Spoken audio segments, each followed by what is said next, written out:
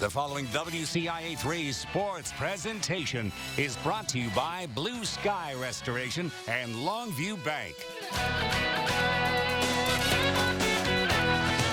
This is your Illini Nation Draft Special. Welcome to the Your Illini Nation Draft Special. I'm your host, Bret Beherns. Andy Olson and Brice Bement will join us coming up shortly. We are right outside the draft stage here, live in Kansas City for one of the biggest events on the NFL calendar every year, and several Illini should hear their name called in the next 3 days. 300,000 people expected to be here, and Devon Witherspoon, the highest profile guy in that group, he is here in KC. His former teammates Chase and Sidney Brown and Quan Martin, the other three Illini who were invited to the NFL Combine in March. They are watching from home and all have a great shot of getting selected. We'll hear from all four players coming up in our 30-minute special. Carolina is on the clock to open up the 2023 draft after trading up to get the #1 spot from Chicago last month. Houston and Arizona follow, with Indianapolis sitting at 4. The Bears go from 1st to 9th in that trade with the Panthers. The reigning NFC champion Philadelphia Eagles round out the top 10. Kansas City has been preparing to host this draft since 2019. Hundreds and thousands of people expected to attend over the next 3 days, with the main stage at Union Station downtown the place to be. That's where all the draftees will hear their name called. KC has hosted Super Bowl parades and will get an opportunity to host World Cup matches in 2026. But this weekend will be a unique opportunity for the city, as all eyes in the football world will be here. And long before Devon Witherspoon was an NFL draft prospect, he was a no-star recruit out of Pensacola, Florida, signed to play football at a junior college in Kansas as a non-qualifier. But after retaking his SAT, he got a qualifying score that got him eligible to play FBS football. Illinois called a short time later, and that's when everything changed, when he was headed to Champaign. Got to stop him at some point. Yeah. Or take the ball away. Illini crowd says, let's play some defense. Devon Witherspoon's welcome to college football moment was a mistake. Yeah, I remember everything about that one. We was in man-to-man, but I ended up getting beat on the same play. That's what many people don't know. Cone in the gun, 2 receivers to the right. Quick throw over the middle. Caught, man open. Free to the end zone, almost. Tripped up. Ball comes loose. But for all that was lost on the route was made up for in the response.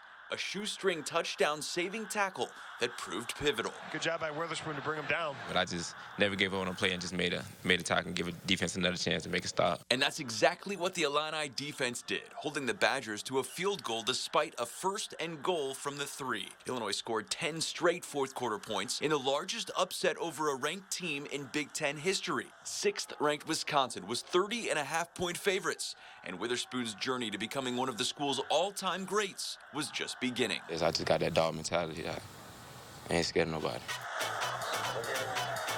Confident? Absolutely. Cocky? He's okay with that. Witherspoon doesn't lack swagger, and his game doesn't have many weaknesses. For Devon, it all starts with a mindset. It's always been in me. I'm just confident in what I do. Right, not only does he have the mindset, he has the mouthpiece. Right, Devon is really good. Devon's going to let you know that he's really good, right? And he's going to talk trash the whole time. You know, he's going to be able to back it up as well. Freeman's pass intercepted in the end zone.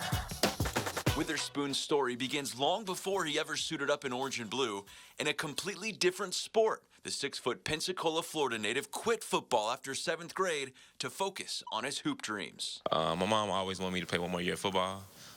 After I did my junior year of high school, I received my first scholarship offer from Troy University, and I just ran with it ever since. I just refound a love for it. After a standout senior season at Pine Forest High School, Devon signed with Hutchinson Community College just 8 months before that tackle against Wisconsin. Little did he know his plans would change, and in a hurry. Just 1 day after arriving in Kansas, Devon found out he had a qualifying SAT score that would allow him to play FBS football. He committed to the Illini just 4 days before the start of training camp. This was him on campus just a few weeks later, with practice already underway, listed at just 160 pounds. Just play with that chip on your shoulder. No matter how highly recruited you are, it doesn't matter. If you're a dog on the football field, they'll come find you. So I mean, I literally watched that young man go from a boy to a man, to kind of see, I guess, the final product in a sense. I'm elated for him and his family. And while there is more to prove at the next level, Witherspoon has positioned himself as one of the top draft prospects. The first consensus All-American defensive back in school history has a chance to be the Illini's first top 10 pick since Kevin Hardy and Simeon Rice went 2-3 overall in 1996. I'm just very proud of myself. Still got a lot of things I want to do, but I'm just very happy that I accomplished the things that I did. It's just awesome, right? Like, obviously, Hardy and Rice were two extremely talented football players that went on to do some good things beyond here as well. So I think the good thing about Spoon is best football's in front of him, and wherever that destination is on draft day, that's his story, and he'll own it. And in typical Witherspoon fashion, he's not backing down from what's next. When asked who he's looking forward to defending in the NFL, confidence, not an issue. All of them. I just love to take on the challenge. Yeah, I'm the best cornerback in the tribe. The numbers back up Witherspoon's play. He didn't allow a touchdown in man coverage last season. Opposing receivers only caught 17 passes against him for 184 yards. 14 pass breakups and 3 interceptions paved the way for him. #1 rated cornerback in the draft by several experts. I think he could very well go as high as 6. His tape this past year was that good. I don't see him dropping past 16, though. So the range for him, 6 to 16, if he goes any lower than that, I will be absolutely floored, because he's either going to be cornerback 1 or cornerback 2 in this draft class. That's just how good he was on tape this past year, and how much teams love the way he plays the game. Hear more from Mike Renner coming up later in the show as he weighs in on the other Illini draft hopefuls. The Bears could be in position to take Witherspoon at number 9 after that trade with the Panthers, who sent receiver DJ Moore, along with the 61st overall selection, their 2024 first-round pick, and their second-round pick in 25, all to get the top overall spot. It means the Bears have plenty of options with 10 picks in this year's draft. The 9th overall selection headlines it, but they also have 2 second. Of the first 64 guys selected are in Chicago's hands, unless, of course, they trade up or down again. Bears general manager Ryan Poles likes all ability, while also getting a top-tier receiver like DJ Moore in the process. To add capital this year in the draft as well as the future and set ourselves up with 2 1s and 24, I couldn't be happier about that. But then when you add a player like DJ Moore, who can help us right now get better, I was over the moon about that. I think both teams got what they wanted out of the deal. Poles said the Bears received 4 good offers for the #1 spot, but went with Carolina primarily because they could add DJ Moore. Meanwhile, the Colts are at 4 and in need of a quarterback. Will they take one in the draft? A big question, or look elsewhere for a trade? After starting 7 guys the past 4 years at the position, Indianapolis still searching for that ex-franchise guy. With free agent signings Matt Ryan, Nick Foles, Carson Wentz, and Phillip Rivers all failing, it's a work in progress for general manager Chris Ballard to find the right guy to work with the new head coach, Shane Steichen. And I think it comes down to who fits you and what you can work with. And I think that's critical. I mean, and what your coaching staff can work with and what they think they can do with him, how they can build an offense around that player to make him work no matter who it is. The Colts have 9 picks in this year's draft going in, including 3 fifth-round picks and 2 in the 7th. Time for our first break here on the Your Illini Nation Draft Special, but we have so much more to come. Quan Martin, one of the fastest risers in this year's draft class. We'll hear from him. Plus, it was very cool to be able to see that after not being able to be involved for so long. Chase and Sydney Brown are living out their NFL dreams after taking a big chance as teenagers, moving from Canada to Florida to pursue their football careers, all without their mom. Their inspiring story on the way. The Your Illini Nation Draft Special continues now. We are back on the Your Illini Nation Draft Special. Lives are changing this weekend here in Kansas City. 259 selections will be made over the next 3 days, including several Illini. Now, where those guys will fall is the biggest question out of all of this. Witherspoon, a consensus first-round selection. Most have him in the top 10. Sydney Brown and Quan, 4th-round picks, while Chase Brown in that 3rd to 5th-round range. WCIA3's Andy Olson joins us now live here in Kansas City. And a couple of years ago, at least for the Brown brothers, this moment probably didn't seem very likely. Yeah, Bret, last year just 25 Canadians played in the NFL, but Chase and Sydney Brown are not ones to balk at long odds. I talked with their mom, Rachel, about their journey from barely getting by to rising up NFL draft boards. The Browns' home mantle is filled with trophies now. That's just from this last year, I think. Memorials of the record-breaking careers from Chase and Sydney. But before the All-Americans shined on a football field, the mixed martial arts mat and even the figure skating rink was where their mom, Rachel, thought they'd end up. In my head, they were going to be, you know, Kurt Browning or Elvis Stoiko. I don't think we really understood. We just wanted to skate, and my mom brought out the toe picks. Other than the hockey skates. Before too long, the Brown twins found their love on the gridiron, and almost immediately the two were the best players on the London, Ontario field. But off the field, the family had moved around a lot, and even into a shelter on a few occasions. Kind of in the point where when we were at the shelter, it was time to make a move and get out of Canada. Right before their junior year got started, Chase and Sydney were accepted into St. Stephen's in Bradenton, Florida, a full 20 hours from home. I mean, it was just making the move. It was coming away from home, moving away from my mom. It was really just becoming an adult at 16. You know, in a 4-day period, we got accepted into a school. And by that 4th day, you know, my mom was heading back to Canada. We're in a new city with a new family, new school. I mean, not many friends. The twins moved in with Phil and Karen Yates, a couple who took them in with open arms, taking care of them, going to games, and making sure Rachel could watch from Canada. I'd be watching on the other end of the phone until the phone died, basically. As important pieces to back-to-back state champion teams, offers started rolling in for the Browns. Early on in the process, Chase decided he wanted to become a pilot and committed to Western Michigan for their aviation program.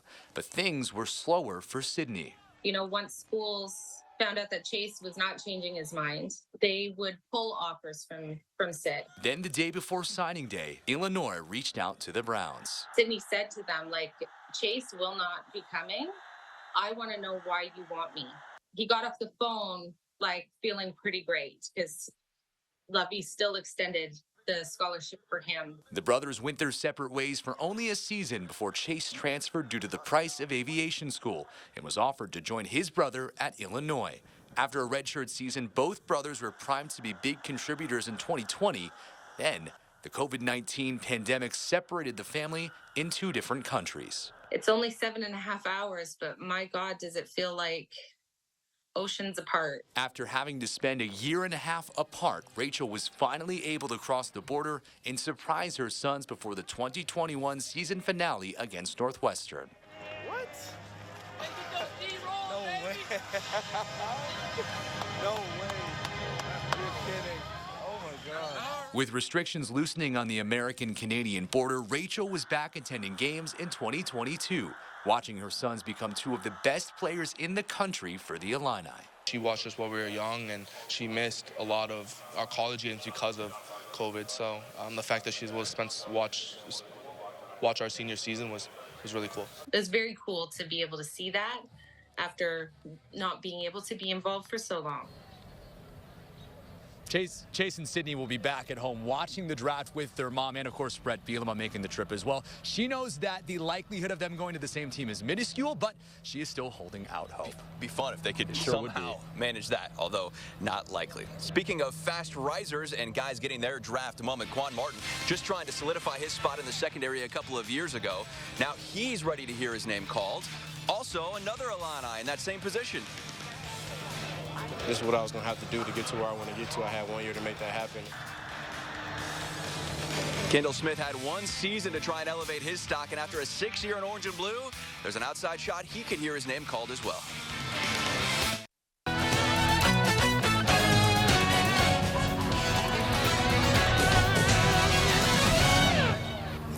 In 5 years, Illinois' defense went from one of the worst in the country, 123rd in scoring, allowing nearly 40 points per game, to last season the #1 scoring defense in all of the nation, allowing less than 13 per game, and a big reason for that turnaround, the secondary. WCIA3's Brice Bement joins us now in studio with more on a key piece of that turnaround. Brice. That's right, Bret. Quan Martin played a huge role for the Illini in the back end. Now his draft stock is at an all-time high heading into this weekend. But getting him to where he is now hasn't always been smooth sailing. 2 years ago, Quan Martin was trying to solidify a starting spot at Illinois. Now he's ready to hear his name called in the NFL draft. You know, this is something I dreamed about as a little kid, just, watching it on TV and just having hopes and dreams of getting here. And, once I stepped foot in here, it was a surreal moment just knowing I was here and achieved my dreams. The South Florida native's journey to this point has been filled with ups and downs. After starting 8 games at cornerback as a true freshman in 2018, including an interception in his first college game, Martin's playing time dropped. He switched to safety and only started 7 games the following 2 seasons. But when he got the chance to follow former Illini turned Detroit Lions Kirby Joseph's role as a leader at safety, he made the most of the opportunity, becoming an all-Big Ten player, second on the team in tackles. Just leaving it better than we found it, and I feel like we've did that this year. We didn't finish how we wanted to, but we just to leave the program with 8 wins. It's a great feeling. A standout senior season elevated Martin's draft stock, earning him an invite to the Senior Bowl and NFL Combine. And once he got to Indy, his athleticism was on full display. Martin's 44-inch vertical was the best at the Combine. His 4.46 40-yard dash was 3rd best among Combine safeties, bumping up his draft stock big time. I was the best DB out there. I feel like I'm the most versatile DB in this draft, so just being able to play every position in the back end, I feel like gonna give me an edge. After that performance, head coach Brice Bement says his players deserve to be in this position. Quan, Sid, and Chase will probably be the next 3 guys off our board, right? And I think every one of those guys has made themselves into who they are, right? They've put in the diligence. It's gonna be in everything, man. Just everything I work for, everything I prepare for. And draft experts have Quan one of the best safeties on the board. ESPN's Mel Kiper Jr. has him as the 3rd best in the position. Todd McShay at the 4th. Draft analyst Mike Renner has Martin as the 100th best overall prospect, with CBS listing Quan as the 63rd best guy on their board. He'll likely be one of the 3 DBs drafted for the Illini this year, joining Sidney Brown, Devon Witherspoon. An Illini had a DB drafted the past 2 classes as well. Kirby Joseph, also a 3rd round last year with the Lions, and Nate Hobbs with the Raiders in the 5th round back in 2021. And Bret, we're going to have to start calling Illinois DBU here soon with all the secondary talent coming out of Champaign. No doubt about it. And there's another guy in that group as well. Kendall Smith, a late bloomer, came back to Illinois for a 6th season after initially going into the transfer portal. And the Bolingbrook native has a chance to at least end up on a roster as a free agent. He could even hear his name called this weekend. He had a strong pro day. He ran a 4.59 40-yard dash, 23 bench press reps as well. And now he has a chance to be a pro. I think I got good tape, man. I think, I show I take the ball away. I show I can, come down and make tackles in space. I played special teams for 5 years, so that shouldn't be a question about if I could do that or not. And I think I put on a good show today. For more on the Illini draftees, we bring in a Central Illinois native. Mike Renner is a Muhammad native, and our conversation starts with Devon Witherspoon's confidence.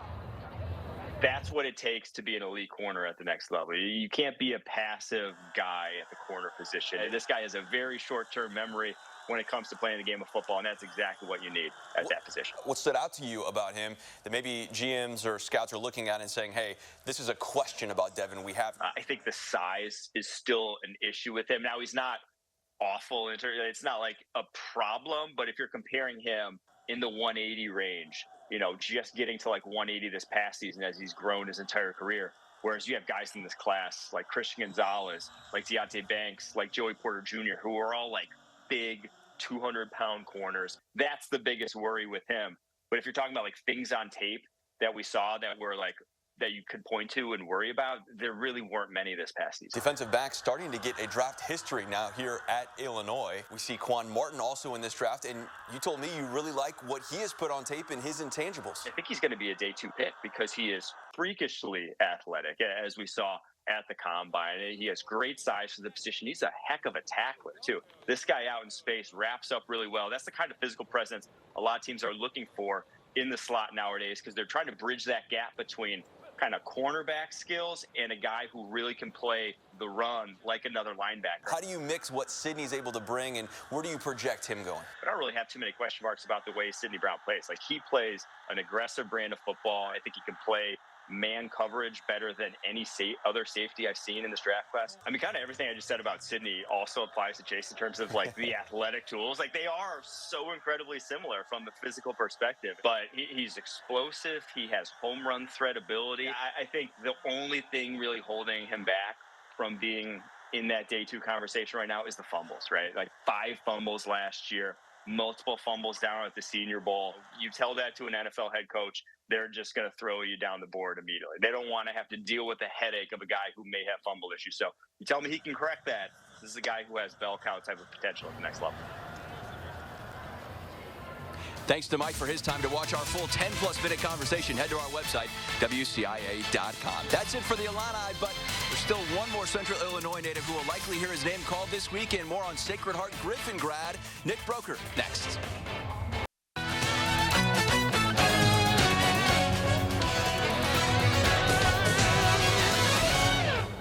In addition to all the Illini who should hear their name called in this year's NFL Draft, there's one more Central Illinois native. Springfield's Nick Broker had a standout career at Ole Miss. Now he's projected as a 5th-round pick here in Kansas City. He put together, capping it last fall, named a second-team All-American at left guard in the best conference in football. Now he's ready to hear his name called. Yeah, I mean, it's been quite the journey. Thankfully for me, I've had a lot of good influences. You know, 2 of my guys I watched growing up, guy I played with, you know, from Sacred Heart Griffin, both in the NFL now. Obviously, played with a bunch of Ole Miss teammates that are in the NFL now. So I think growing up, this was one of the things that was definitely a dream. And then as you get older and older, it's kind of like more of a goal. That's going to do it for the Your Illini Nation Draft Special. For Andy Olson and Brice Bement, I'm Bret Beherns. Enjoy the draft. This has been your Illini Nation Draft Special, a special presentation of WCIA3 Sports. Sponsored by Blue Sky Restoration and Longview Bank.